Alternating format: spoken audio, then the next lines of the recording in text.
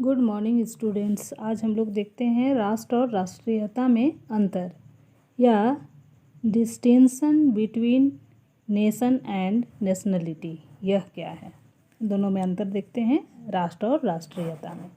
चलिए आगे देखते हैं क्या क्या अंतर बतलाया गया है।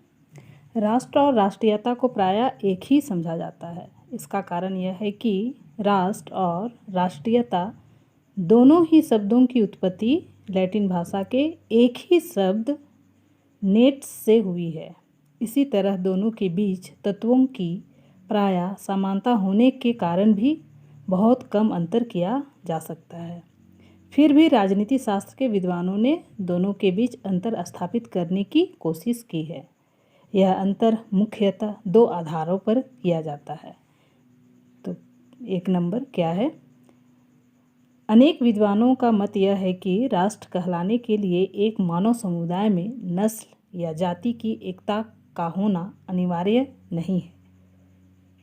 इसके स्थान पर यदि भिन्न भिन्न जातियों, धर्मों, परंपराओं और सांस्कृतिक को मानने वाले व्यक्तियों में भी सामान्य चेतना, एकता और राष्ट्र के प्रति सब कुछ समर्पित कर देने की भावना पाई जाए तो उस मानव समुदाय को भी एक राष्ट्र माना जा सकता है। अमेरिका, कनाडा आदि ऐसे ही राष्ट्र हैं, लेकिन राष्ट्रीयता शब्द का प्रयोग इतने विस्तृत अर्थ में नहीं किया जाता।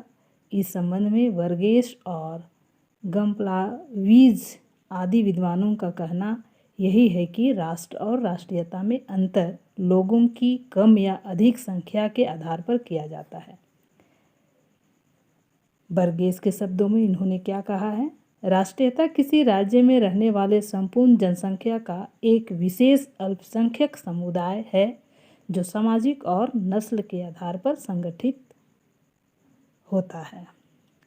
इस तरह बर्गेस और गम्प्लावीज आदि के मत अनुसार ब्रिटिश राष्ट्र में स्कॉच और वेल्स, कनाडा में फ्रांसीसी और भारत में पारसी, एंग्लो इंडियन आदि अल्पसंख्यक समुदाय पृथक राष्ट्रीयताएं हैं, लेकिन इन अल्पसंख्यक वर्गों के हृदयों में अपने संबंधित राष्ट्र के प्रति पूर्ण एकता व समर्पण की भावना है। इसलिए अलग राष्ट्रीयता के होकर भी वे अपने अपने राष्ट्र के अंग हैं।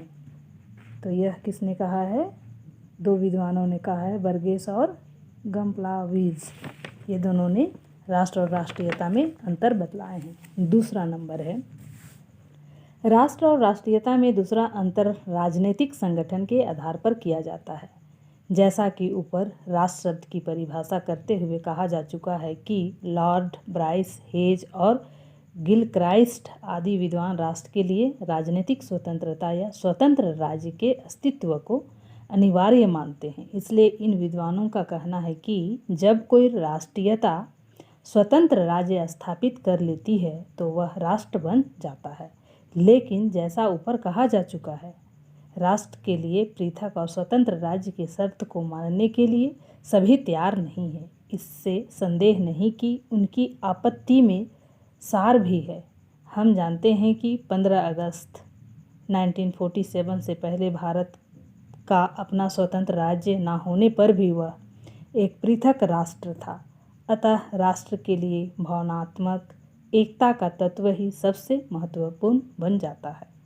इस प्रकार राष्ट्र और राष्ट्रीयता के अंतर को समझने के बाद हमें यह भी ध्यान रखना चाहिए कि राष्ट्र और राष्ट्रीयता के विकास में भौगोलिक एकता, नस्ल की समानता, धर्म की समानता, भाषा, संस्कृति और परंपराओं की समानता,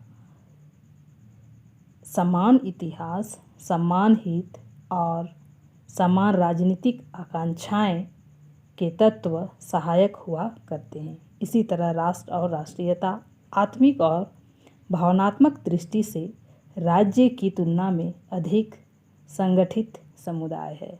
उनके लिए निश्चित भूभाग, सरकार और प्रभुसत्ता का होना आवश्यक नहीं होता।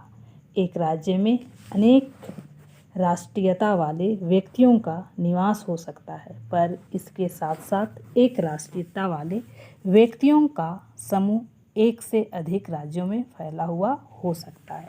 तो बच्चों, यह था राष्ट्र और राष्ट्रीयता में अंतर, किस तरह से विद्वानों ने किया है अपना अपना परिभाषा दे करके।